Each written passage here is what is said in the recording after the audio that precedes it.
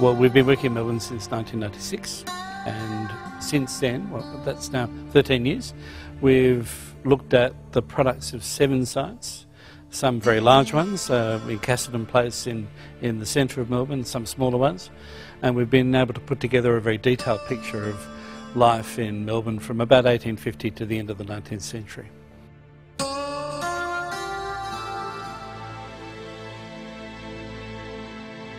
My research has covered a wide range of fields. I'm basically an Australian historian. I've worked on the 19th and 20th century, but I've also worked in international history and on world history.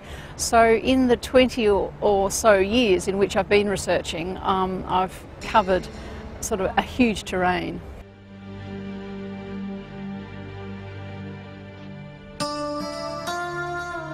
Paleontology is about the study of life on Earth, fossils.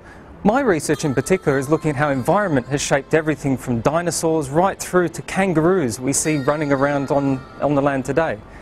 Basically, climate is something that's altered life, plants, animals, and I'm interested in seeing how basically these long-term processes have affected the evolution of life and environments, even down to what we see around us today.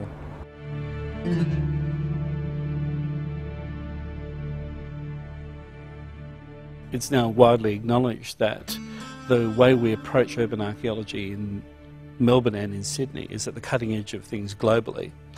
Our work is very strongly influencing the way people are dealing with 19th century archaeology in London and in New York City.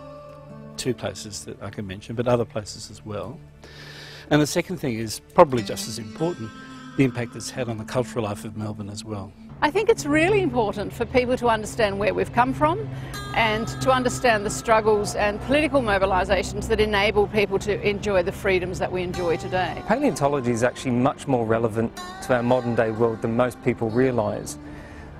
By and large, most people think paleontology is all about dusty skeletons in museums, but it's far much more than that.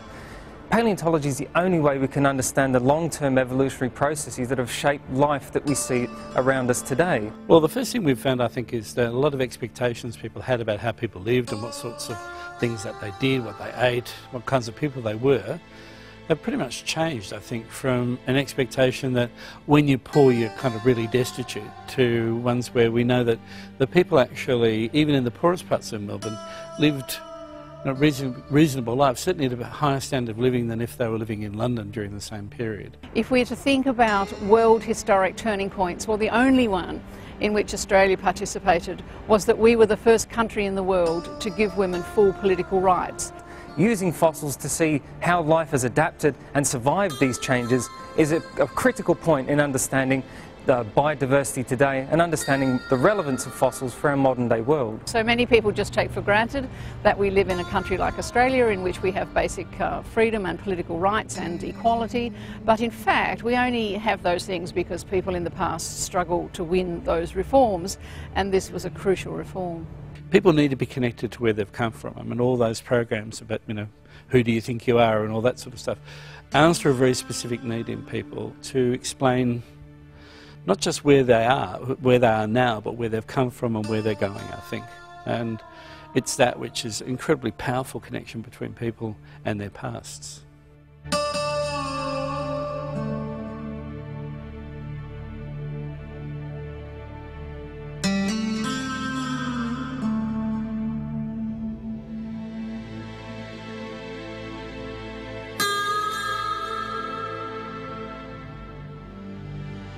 I'm Ben Kear, and I'm a paleontologist. I'm Professor Marilyn Lake. I'm a professor in history at La Trobe University. My name is Tim Murray. I'm Professor of Archaeology at La Trobe University and Dean of its Faculty of Humanities and Social Sciences.